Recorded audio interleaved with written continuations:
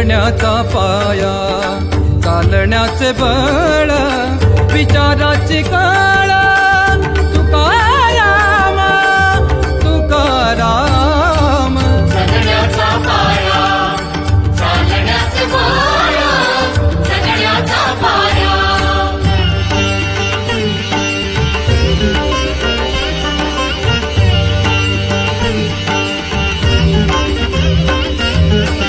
शब्दांचे इमान, अक्षरांचे रान, शब्दांचे इमान, अक्षरांचे रान, अभंगाचे पान.